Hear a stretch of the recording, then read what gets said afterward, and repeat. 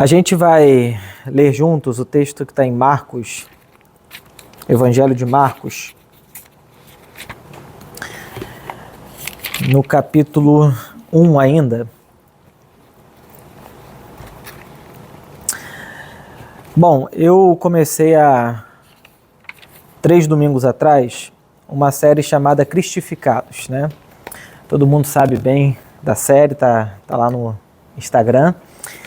E a ideia é falar a respeito daquilo que Jesus falou, ensinou, pregou, como é que ele viveu a vida dele, como é que ele tocou o ministério dele.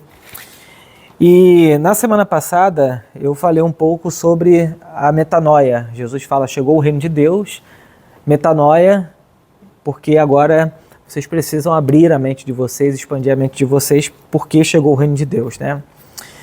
E hoje a gente vai conversar sobre o que acontece com alguém que realmente aceita Jesus, né? No nosso cenário, digamos assim, religioso, né, popular, aceitar a Jesus basicamente é um ato de levantar a mão no culto, ir à frente, falar algumas palavras e o pastor, a pessoa que está na frente diz, agora você aceitou Jesus e você pode ser batizado.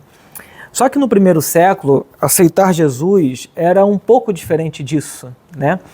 Porque, na verdade, Jesus nunca pregou Jesus. Jesus pregava o reino de Deus.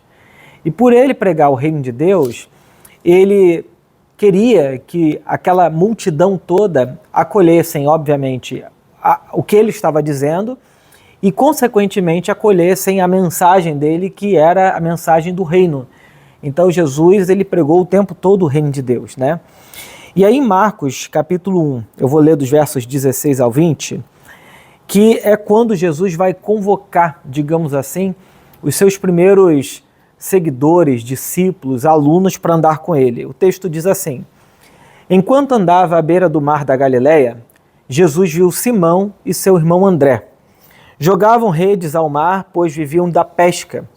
Jesus lhes disse, venham, sigam-me, e eu farei de vocês pescadores de gente, ou pescadores de homens, né? Dependendo da versão que você lê. E no mesmo instante, eles deixaram suas redes e o seguiram. Pouco mais adiante, Jesus viu Tiago e João, filhos de Zebedeu, consertando redes num barco. Chamou-os de imediato e eles também o seguiram, deixando seu pai, Zebedeu, no barco com os empregados. Amém, que Deus abençoe a sua palavra e o nosso coração aqui. Bom, Jesus nesse momento, ele está propondo uma nova maneira de viver, uma nova percepção da realidade, é o que ele chama de reino de Deus, né? Então ele diz, olha, abram a cabeça de vocês porque o reino de Deus chegou, acolha essa boa nova que eu vou pregar para vocês. E ele não começa fazendo isso sozinho, ele começa convidando pessoas para estarem com ele, né? E estarem com ele aonde? Digamos assim, nessa nova sociedade, como diz o John Stott, que é o reino de Deus. Nessa nova comunidade dentro de todas as comunidades, né? A igreja, ela é um movimento que nasceu com esse grupo de pessoas, mas que ganhou proporções e se tornou, digamos assim, a maior religião do mundo, obviamente porque ela se adequa a qualquer sistema, a qualquer realidade, a qualquer contexto político, né? Então tem igreja em todos os continentes, em todos os países do planeta Terra, sempre foi assim. E a igreja é esse movimento de Jesus meio subversivo, como diz o C.S. Lewis, que é como se um rei entrasse disfarçado na história e começasse a convocar um monte de gente para trabalhar no reino dele de maneira disfarçada, e são esses soldados, né? Essas pessoas que aceitaram a convocação de Jesus. Então Jesus começa o seu ministério convidando pessoas para andarem com ele. Aqui ainda não eram os 12, como a gente vai conhecer depois, mas foram 4 que ele convidou de 2 famílias, 2 irmãos de cada lado, né? E aí o convite de Jesus tem, digamos assim, 2 lados. Primeiro é um convite, venham e sigam-me, e depois uma missão de vida, que eu vou fazer de vocês pescadores de homens. Então é um convite com uma, digamos assim, uma missão implicada dentro desse convite. E aí a gente vai entender basicamente o que significa esse convite, essa missão. Então, em primeiro lugar, o convite. Jesus fala, venham e sigam-me. Venham e sigam-me. E é muito interessante o que o texto apresenta aqui para a gente, porque a gente vive num mundo de tecnologia e de rede social. E o que a gente mais faz hoje é seguir alguém, é seguir uma pessoa. Só que é um segmento mais de curiosidade para saber sobre a vida daquela pessoa, ou se você tiver algum interesse na técnica que ela tem. Por exemplo, tem gente que segue gente que cozinha muito bem, música, arte, seja como for, a gente tem um interesse pessoal naquilo. Mas isso não necessariamente muda a nossa maneira de viver, muda a nossa vida, né? Só que quando Jesus fala, venham e sigam-me, qualquer pessoa que está vivendo naquele contexto está entendendo o convite de Jesus. Qual era o convite dele? Era um convite de um mestre chamando seus alunos. Então, dentro de Israel do primeiro século, havia, digamos assim, uma formação dos alunos, das pessoas que iam aprender com Jesus, quer dizer, iam aprender a estudar o Antigo Testamento, né? Não aprender com Jesus, eles vão aprender com Jesus, mas dentro de Israel tinha uma escola. A primeira parte dessa escola era o que eles chamavam de Beit Sefer, que é os meninos de 6 anos de idade, só meninos, não podiam meninas, começavam a estudar o Antigo Testamento, basicamente os 5 primeiros livros da Bíblia, o Pentateuco. Depois, aqueles que queriam continuavam seus estudos numa outra fase, né, do estudo deles, onde eles estudavam o que eles chamavam de Beit Talmud, que era mais ou menos de 11 a 14 anos de idade. Nesse momento, eles aprendiam não só o Pentateuco, a lei de Moisés, como também aprendiam todo o Antigo Testamento e a tradição oral dos judeus, né, que nós chamamos hoje de Talmud. Toda a tradição oral é chamada de Talmud. Os meninos mais dedicados, que iriam se tornar a elite espiritual e intelectual de Israel, eles geralmente aceitavam um convite de um rabino, um mestre, para que então eles pudessem aprender com esse mestre as suas interpretações da Bíblia, as suas percepções, e eles andassem tão perto desse mestre, que lá na frente eles viriam a se tornar os novos rabinos, os novos fariseus, os novos mestres da lei de Israel. Esse grupo de pessoas era uma minoria, porque assim como Jesus, a gente sabe que Jesus não seguiu esse caminho, porque ele é chamado de carpinteiro, provavelmente seu pai morre e ele tem que assumir o trabalho da família para pagar as contas de casa, como carpinteiro. Mas esses meninos que eram extraordinários, eles seguiam o caminho, e no tempo de Jesus haviam 2 escolas importantes, de Hillel e de Shammai, 2 grandes rabinos, e eles aprendiam a Torá, e não só a Torá, mas a interpretar por si mesmo o texto do Antigo Testamento, no caso, né? O que Jesus faz aqui é uma espécie de rabino fora de época. E por quê? Porque ele está chamando adultos, não são crianças, nem adolescentes, para que andem com ele e aprendam com ele. Então Jesus está se colocando nesse lugar de um mestre que tem alguma coisa a ensinar. E por isso ele convida, venham a mim e sigam-me. E é interessante que no tempo de Jesus, quando você aceitava seguir um mestre da lei, você aceitava não só aprender do que ele sabe. Essa é uma grande diferença. Você aceitava também a se tornar em quem aquele mestre era. Essa era a ideia básica de você seguir um mestre da lei. Não somente de aceitar os seus ensinos e conselhos, mas a se tornar em alguém parecido com aquele mestre. De modo que tinha um ditado popular na época que era o seguinte: ande tão próximo do seu rabino, tão próximo, a ponto de no final do dia você estar coberto com a poeira dos seus pés. Então era a ideia de que você tinha que segui-lo de tão de perto, a ponto de no final da sua vida você se tornar alguém parecido com aquele rabino. O que Jesus está convidando os seus discípulos é para que eles venham e que andem tão perto dele, não a ponto de gravar o que ele fala somente, mas se tornar em alguém parecido com Jesus. Esse era o significado, basicamente, do segmento de Jesus. O que significa dizer, então, que seguir a Jesus não é passar por uma trajetória de vida que vai tipo assim, da terra para o céu. Alguém que é pecador, aceita Jesus e agora espera ir para o céu. Quem resolve andar com Jesus vai de um tipo de ser humano para um outro tipo de ser humano. Isso é basicamente o conceito mais fundamental do que significa seguir a Jesus. Isso como eu digo, é se cristificar. É passar por um processo onde Cristo nasça dentro de você. Então, por exemplo, eu estava vendo essa semana uma entrevista com o filósofo brasileiro Luiz Felipe Pondé, e o Pondé é um pessimista, né? Ele é alguém, pessimista não no sentido para a vida, alguém que fica chateado, mas pessimista filosófico, né? E ele é um pessimista e tem essa postura filosófica, digamos assim, né? E o Pondé, ele acredita, obviamente por ser pessimista, né? Beirando ali, conversando com o niilismo, né? De que o ser humano não melhora. O ser humano é o que é sempre e tem poucas melhoras na vida. E se ele tiver condições mínimas confortáveis, ele fica pacífico. Mas se ele perde essas condições mínimas confortáveis, ele começa a ficar agressivo. Tira comida, tira bebida, tira um monte de coisa que o ser humano tem para viver, ele começa a virar um bicho, né? Em parte isso é verdade. O ser humano, ele não é, digamos assim, naturalmente pacífico, bom e legal. A gente é assim porque a gente tem uma série de coisas ao nosso redor que nos ajudam a nos tornar pessoas, digamos assim, mais sociáveis, né? É um processo de sociabilização.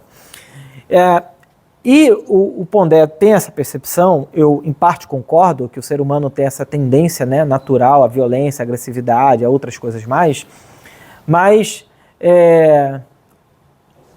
Opa! Só precisa acessar aqui. Tudo bem. Só que a grande questão é que quando Jesus nos convida para andar com Ele, Ele não está chamando a gente para simplesmente melhorar de vida, se tornar pessoas mais legais, mas em se tornar alguém parecido com Ele. Isso é o processo de cristificação, né? Então a jornada com Jesus, ela não torna uma pessoa evangélica. Essa é uma coisa difícil no mundo evangélico de entender, que quem anda com Jesus não vira evangélico. E os católicos vão dizer que vai virar católico. Essa definição, essa roupa que a gente cria, né? Ela é só roupa. Ela, na verdade, não é o resultado do que significa andar com Jesus. O que significa andar com Jesus é nos tornarem alguém parecidos como Ele. E isso já relativizaria uma série de coisas que a gente vive no meio evangélico, católico, e seja qual religião for. A briga, a conversa de Jesus não é sobre qual é a religião correta, mas é sobre como ser um ser humano segundo a vontade de Deus. Essa é a grande questão. Por isso Jesus é o ser humano que teve o sim de Deus. Aquele que a Bíblia diz, esse é meu filho amado em quem tem prazer. E ele fez e viveu conforme a vontade de Deus. Então eu diria que, fazendo um paralelo, né, a gente está no mundo de Elon Musk, de robôs e de tecnologia, inteligência artificial. Os robôs, a inteligência artificial, ela é sempre um produto do que o ser humano pode programar e até onde o ser humano pode ir, de alguma forma, né? Enquanto, por exemplo, fazendo uma comparação entre o robô e um filho, o robô, ele é muito mais legal, ele é muito mais educado, ele é muito mais, digamos assim, eticamente correto. Se você programar ele certinho, ele não vai fazer nada que fuja do controle, digamos assim. Robôs. Mas filhos, independente se você tem filho ou não, mas todo mundo já foi filho, a gente sabe que a gente não é assim tão programado, tão corretinho, tão ajustado, tão delimitado a ponto de ser perfeito. A gente não é assim. Eu penso que a religião, ela é uma espécie de robotificação. Você programa e a pessoa faz o que está na programação. Tá certo. Só que o evangelho não tem a ver com essa programação robótica. O evangelho é uma filiação. É você se tornar filho. E filho é diferente de robô. Robô é produto da nossa criatividade, da tecnologia. Filho, ele é um outro alguém. Ele não é uma extensão de mim mesmo, onde eu programo ele vai funcionar daquele jeito. Isso é robô. Filho, ele é ele. Ora ele obedece, ora ele não obedece. Ora ele faz o que tem que fazer, ora ele não faz o que tem que fazer. A nossa relação com Deus e cristificação tem mais a ver com filiação do que se tornar um robô, alguém programado para cumprir tudo o que a religião manda. Então, quando a gente entende isso, a gente começa a entender o que é andar com Jesus, o que é se cristificar. Se cristificar é passar por um processo de entender que nós somos filhos e filhas amadas de Deus. O que significa dizer que Deus nos ama apesar de nós. E nos ama muito, radicalmente. Mas, Herbert, qual é a base para você dizer isso? A cruz do Calvário. Porque João 3,16 diz que Deus amou o mundo de tal maneira que deu seu Filho unigênito para que todo aquele que nele crê não pereça, mas tenha vida eterna. O que motivou a cruz do Calvário? O amor de Deus pela humanidade. Então Deus não é movido, digamos assim, pela sua justiça e nem pela sua santidade. Deus, ele age por conta do seu amor. O combustível do que Deus oferece ao mundo é o seu amor. E por causa do seu amor, ele vai às últimas consequências. Essa é a mensagem do Evangelho. Então, quando Jesus chama pessoas para andar com ele, ele sabe primeiro que é um caminho. O nosso processo de andar com Deus é uma jornada, é uma história, é um caminho. Não é uma meta, tipo assim, vou chegar em tal lugar. Não, isso é robô. Ser filho é viver uma jornada, com erros e acertos, virtudes e vícios, como diz o Charlie Brown Jr., vícios e virtudes, com coisas boas e coisas que você não gosta, com qualidades extraordinárias e coisas que você guarda dentro do seu armário, porque você é filho. E na sua história, andando com Jesus, você vai se construindo para ser parecido com Jesus, sendo quem você é. O processo do Evangelho não é desconfigurar a nossa personalidade.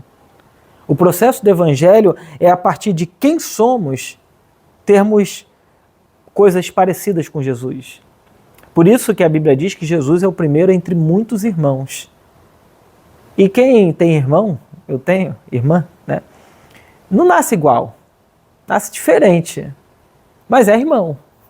Tem traços parecidos, às vezes tem jeitos parecidos, às vezes tem coisas do tipo ri, se mexe, fala de um jeito, anda de um jeito que se parece. É irmão, é filiação. Então Cristo é esse irmão que vai nos ajudando na nossa jornada a nos parecer com Ele. Então, como eu sempre digo, é uma mudança de paradigma de alguém que não amava e tem que aprender a amar, de alguém que não perdoava e aprende a perdoar, de alguém que não era compassivo e aprende a ser compassivo. Todas essas coisas significam andar e seguir a Jesus. E aí, mas Jesus não termina aí. Ele fala o seguinte: venham, andem comigo, e ele dá uma missão. Qual é a missão que Jesus dá?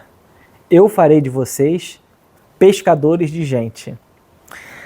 É estranha essa expressão para o nosso mundo, porque o nosso mundo, eu, por exemplo, pesquei 2 vezes na minha vida.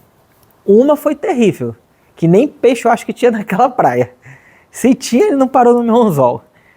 A primeira vez que eu pesquei, eu peguei um baiacu que não serve para nada, para comer. Então foi terrível. Mas o fato é que eu não estou acostumado com essa realidade de pesca. Alguém que pesca de verdade sabe onde está o peixe, sabe como é que funciona o ciclo dos peixes, da maré, essa coisa toda.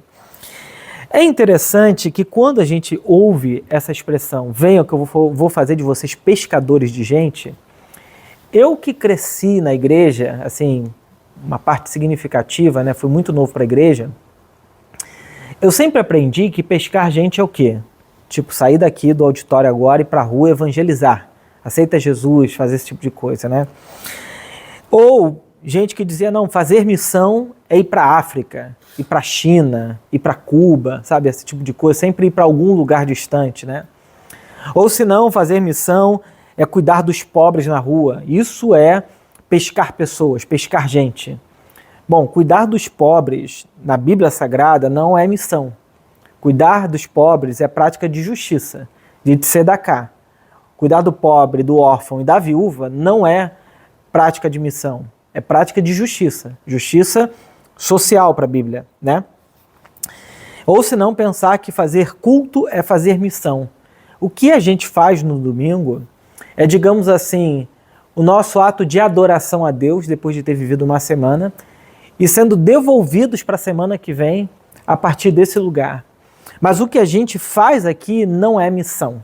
O que a gente faz aqui é uma celebração, um culto a Deus. Missão é aquilo que a gente faz entre os cultos, entre a celebração, entre o momento de adoração. Missão é aquilo que a gente faz na rua, no trabalho, no nosso dia a dia. Essa é a nossa verdadeira missão. Pois bem, todas essas coisas que eu falei para a África, evangelizar, fazer culto, tá tudo certo. No entanto, não é isso que Jesus chama de pescar gente. Venham que eu vou fazer de vocês pescadores de gente. Não é isso. Na realidade, pescar gente é restaurar a dignidade humana em todas as suas dimensões. Pescar gente é restaurar a dignidade humana em todas as suas dimensões.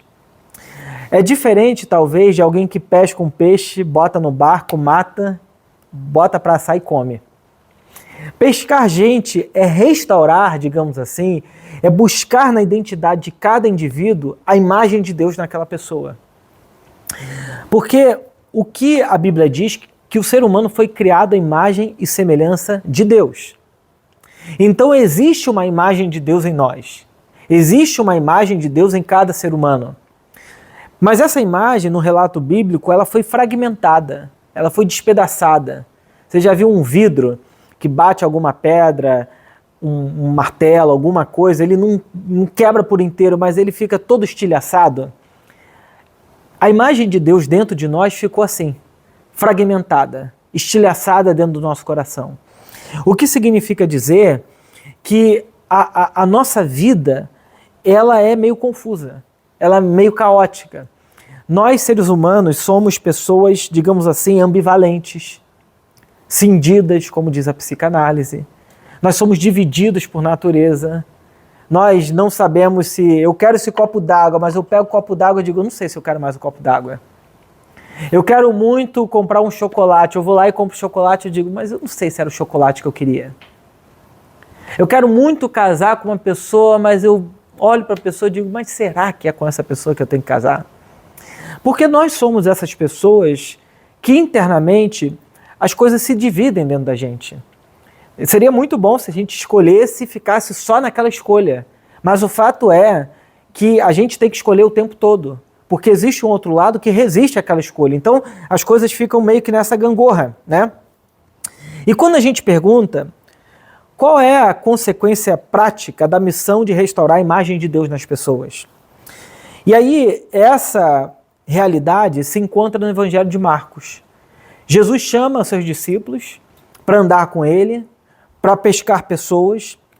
E a primeira coisa que Jesus faz logo após esse chamado, esse convite, é libertar um homem que frequentava o culto da sua religião, no caso a sinagoga, lia a Bíblia, adorava o Deus único e verdadeiro, ele guardava os sábados, guardava os mandamentos, era alguém que provavelmente conhecia muito bem o Antigo Testamento, ele lia a lei de Moisés, ele ouvia a palavra de Deus, digamos assim, mas a Bíblia diz que ele era oprimido por um espírito impuro.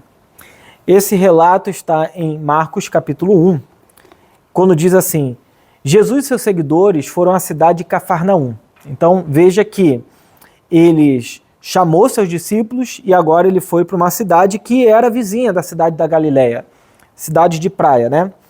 Quando chegou o sábado, entrou na sinagoga e ele começou a ensinar. O povo ficou admirado com seu ensino, pois ele falava com verdadeira autoridade, diferente dos mestres da lei. De repente, um homem ali na sinagoga, possuído por um espírito impuro, gritou, por que vem nos importunar Jesus de Nazaré? Veio para nos destruir? Sei quem você é. E olha a confissão dos espíritos impuros. Você é o santo de Deus. Perceba que eles reconhecem a Jesus, né? E Jesus, de maneira muito delicada, diz: cale-se, fica quieto. Cale-se, cale-se, cale-se. Fica quieto, repreendeu Jesus. Saia desse homem. Então o espírito impuro soltou um grito, sacudiu o homem violentamente e saiu dele. Todos os presentes ficaram admirados e começaram a discutir o que tinha acontecido. Que ensinamento novo é esse? Chegou um cara que ensina um negócio muito diferente. Perguntavam: como tem autoridade? Até os espíritos impuros obedecem às ordens dele. As notícias a respeito de Jesus se espalharam rapidamente por toda a região da Galileia. O que acontece? A primeira ação de Jesus, logo após dizer: venham e eu vou fazer de vocês pescadores de gente, é libertar um homem de espíritos impuros. Bom, para quem já lidou com uma pessoa com espíritos impuros, eu lembro na vila onde eu morava, tinha um camarada que ele baixava lá os espíritos dele, e eu lembro de uma vez que ele baixou um espírito lá e bateu muito na mãe dele. Mas bateu muito, muito, na mãe e na irmã. E foi uma gritaria horrenda aquilo.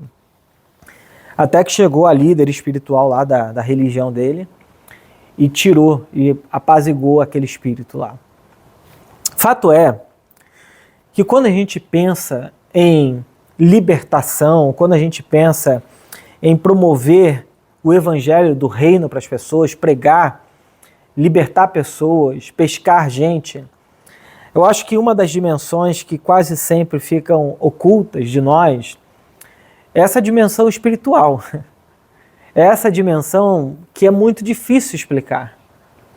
Para o meu mundo de psicanalistas é uma coisa assim impensável. Como é que você explica que uma pessoa pode ser possuída por espíritos e que não tem a ver com o seu inconsciente, com o seu consciente, com o seu subconsciente, seja lá o nome que for dado, mas é uma pessoa que dentro da sua existência tem que lidar com espíritos imundos, espíritos que fazem mal a ele. Bom, é uma dimensão difícil de lidar. Mas fato é que quando o evangelho do reino chega, a Bíblia diz que o ser humano como um todo é livre. Porque senão a gente pode criar uma religião que ela é muito boa para a cabeça, para a mente, para a intelectualidade, mas ela não funciona muito para essas dimensões mais rudimentares do ser humano que tem a ver com o seu espírito. É um ser humano que tem dentro dele uma outra entidade, um outro ser que divide ele, um outro ser que fragmenta ele, que diminui ele. Como diz um teólogo chamado Paul Tillich, é uma pessoa que está demonizada. Ela foi se deteriorando tanto no seu estado de vida que ela perdeu a sua humanidade. Aquilo que há de mais belo no ser humano é a sua humanidade. É esse cara. A Bíblia não dá o nome dele, a Bíblia não diz se ele era casado ou não, se tinha filhos ou não. O que a Bíblia diz é que ao ter um encontro com Jesus, ele tem a sua dignidade restaurada. Era alguém que não possuía mais dentro dele essa divisão de coisas. Ele se tornou inteiro. Ele se tornou alguém integrado com ele mesmo por causa de Cristo. Esse é o grande papel que o Evangelho ocupa na nossa vida. De talvez nos integrar, de nos organizar, de nos tirar desse estado de fragmentação do qual a gente vive e nos colocar como pessoas inteiras para a vida e para a história, né? Então, algumas coisas que a gente pode pensar a respeito desse texto, dessa explanação aqui, é que, primeiro, se cristificar é se lançar numa confiança radical em Jesus. É se lançar num relacionamento com Jesus tão íntimo, tão próximo, que o resultado seja você ir se tornando realmente alguém parecido com ele, né? Bom, é interessante que a Bíblia, nesse pequeno trecho, diz 2 vezes que Jesus chama, a Bíblia diz, e ele deixou e seguiu. Deixou e seguiu. Primeiro, Simão, ou Pedro e André, a Bíblia diz que eles deixaram as redes no mar e seguiram Jesus. Depois, no outro caso, Tiago e João também deixaram, mas não deixaram só as redes, deixaram o seu pai e seguiram a Jesus. Nós estamos falando aqui das duas instituições mais tradicionais da época de Jesus: o trabalho e a família. O que está sendo colocado aqui por Marcos é que o segmento de Jesus necessariamente passa por rupturas dentro dessas nossas relações que podem se tornar um ídolo para a gente. O Tim Keller diz que coisas essencialmente boas podem se tornar um ídolo do nosso coração, como família, filhos, trabalho, dinheiro e uma série de outras coisas. Quando é que alguma coisa se torna um ídolo do nosso coração? Quando a gente diz, sem isso eu não vou viver mais, sem essa coisa eu deixo de existir, se eu perder isso a minha vida perde o sentido. Ou quando você acredita que tem que fazer sacrifícios cada vez maiores em prol de um ideal de vida, do trabalho, do dinheiro, da família. Eu não tenho dúvidas de que no Brasil que a gente vive, o conservadorismo é um ídolo. O conservadorismo é um Deus para muita gente. E por que ele é um Deus? Quando o Keller fala que nós pregadores devemos tocar nos deuses da cultura, a gente ama ouvir um pregador norte-americano, que já faleceu, obviamente, falar da cultura norte-americana porque não tem implicações aqui no Brasil. Mas quando a gente fala da nossa cultura, onde as pessoas, para preservar a imagem familiar, sustentam as maiores máscaras e mentiras inimagináveis para sustentar a boa imagem familiar. Mães que sonham e têm a ideia de ter filhos como um ídolo, fazem de tudo, qualquer sacrifício, se mantêm em casamentos horríveis porque querem ter filhos. Isso é ídolo. Ou pessoas que fazem sacrifícios cada vez maiores em prol de um trabalho para ganhar mais e mais e mais dinheiro e sacrificam tudo.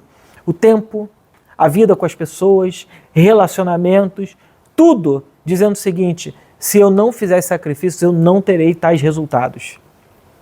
É ídolo. Ou quando, por exemplo, em nome de uma religião, aqui é o meu mundo, as pessoas fazem cada vez mais sacrifícios dizendo o seguinte: se eu não fizer esse sacrifício, Deus não me honra, Deus não me abençoa, Deus não vai me dar o que eu quero. É ídolo, é religião idolátrica. Eu, quando estava escrevendo e pensando na pregação, eu lembrei de uma história muito interessante. Eu vou contar essa história. No final vou dizer de quem é. De uma pessoa que era muito dedicada aos estudos e que queria muito passar numa faculdade. E ela não queria abrir mão, digamos assim, das outras coisas que ela tinha, relacionamento, família e coisas que eram importantes para ela. Então ela se dedicava muito sem abrir mão de outras coisas, que também fazem parte da vida. Aí, no dia da prova, ela estava num evento e saiu do evento para fazer a prova. E passou no vestibular, que ela tanto queria. O nome dessa pessoa é Lidiane, que eu fiquei pensando nisso. E eu lembrei desse exemplo porque talvez muitos cristãos ou muitas pessoas diriam para os seus filhos: olha, não faça sacrifícios assim, porque você não vai passar, você não vai conseguir isso e aquilo. Então, os filhos dos adultos de hoje têm feito sacrifícios cada vez maiores para alcançar um tipo de estudo que tira a parte da recreação, do convívio, da vida, da espiritualidade, da igreja, em nome de um ideal de um bom emprego no futuro. Não é à toa que essa geração que está aí com de 10 a 18 anos, 19 anos, eles já nascem tomando remédio para estudar. Remédios que amplificam o cérebro, faz um monte de coisas. Remédio para dormir, remédio para acordar, uma coisa impensável. Isso é uma cultura idolátrica, que acha e acredita que fazendo esses sacrifícios, lá na frente terão uma vida extraordinária, se é que terão vida. Os consultórios, não só de psicanálise, de terapeutas em geral, está cheio de adolescentes, jovens e adultos que tratam a vida quase que como um erro, que não suportam uma noite de angústia, que não suportam sofrimentos e que para tudo precisam se anestesiar e se medicalizar. Isso é danoso.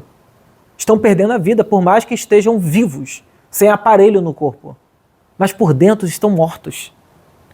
Isso tudo é resultado de uma cultura idolátrica, que valoriza cada vez mais a performance, que com 30 anos de idade tu tem que ter 10 milhões na conta, senão você não é um cara extraordinário, tem que ter um apartamento não sei aonde, tem que ter um carro do ano, o carro mais incrível do mundo. E a gente foi construindo uma realidade da qual Jesus, esse Jesus aqui, é um grande coaching. É um cara que é um motivador, é um animador de plateia, é um cara que vai te ensinar e te dar ferramentas para a vida, mas não é o Senhor daquela pessoa. Não é alguém que, inclusive, refreia essa voracidade de ter tudo ao mesmo tempo. Então, seguir a Jesus é ter que lidar com os ídolos da nossa cultura. É ter que lidar com os ídolos do nosso coração. Não tem jeito. Seguir a Jesus implica a gente fazer rupturas com aquelas coisas que a gente mais ama no nosso coração para ficar somente com Cristo, somente com Ele. Quantas mulheres se acham salvadoras dos seus casamentos e faz sacrifícios horríveis para manter aquele casamento? É um casamento idolátrico. Ah, mas ela pensa, mas se eu não fizer esse sacrifício, meu marido não vai se converter, e continua apanhando, e continua sendo xingada, e continua de tudo achando que isso é uma vida digna diante de Deus. E não é. Eu, quando decidi plantar essa igreja, no meu coração, eu tenho que lembrar isso o tempo todo, eu não posso tornar a Viva num Deus do meu coração. E é dureza isso, porque eu amo o que eu faço. Mas eu não posso amar mais isso aqui do que a Deus. Eu amo a minha esposa, mas eu não posso amar mais ela do que a Deus. Não é que eu não tenha que amar as coisas, mas eu não posso amar nada mais do que o nosso Deus. Então seguir a Jesus é esse deixar e seguir. Deixar e seguir. Quantas pessoas permanecem a vida toda numa relação profunda de dependência familiar? Terrível. Se cristificar é se lançar numa vida de serviço, e com isso eu termino a palavra de hoje. Se cristificar é se lançar numa vida de serviço ao próximo. Eu tenho percebido e tenho lido também que nós estamos cada vez mais num mundo bem narcísico, assim, né? Um narcisismo primitivo muito violento, muito forte. Alguém pode pensar que o narcisista é aquela pessoa assim, que gosta muito dele mesmo, que tem um ego enorme, uma pessoa que se valoriza demais. Nada. O narcisista é aquele que pede desculpa. Desculpa se eu te fiz alguma coisa. Ele está o tempo todo preocupado com a imagem dele, o que o outro vai achar, o que o meu pai, minha mãe, meu pastor, a religião. Ele está o tempo todo cuidando da imagem, e a pior coisa para o narcisista é ele sentir que a sua imagem foi ameaçada. Ele se desfragmenta todo, se perde, se descompensa, porque a imagem dele está sempre associada a alguma coisa, né? Então a gente vive nessa sociedade que está tão voltada para si e gastando tanta energia para cuidar da sua autoimagem, que não consegue ser altruísta, não consegue desenvolver vínculos profundos, não consegue se doar numa causa que seja maior do que ela, seja numa igreja, seja numa ONG, seja numa ação social, seja limpar a praia, seja alguma coisa que diga o seguinte, cara, minha vida não é só para reter, é também para doar, é também para me ser voluntário, né? Esse narcisismo, ele é um problema. Só que seguir a Jesus necessariamente é uma ruptura nesse narcisismo infantil. Porque Jesus falou, eu vou fazer de vocês pescadores de gente. Só que para pescar gente, você precisa se relacionar, precisa gostar de gente, precisa gostar de estar junto, precisa gostar de sentar à mesa, precisa gostar de fazer coisas com as pessoas, de estar com as pessoas. O que significa dizer que na lógica desse novo mundo de Deus, a referência é o altruísmo. A referência é a relação. A referência é o doar-se. A referência não é o reter, é se doar. Então, por exemplo, pensa aí na sua agenda semanal. Com quantas pessoas você se senta para ter boas relações? Relação de troca, de amizade, de estar junto, de ajudar alguém.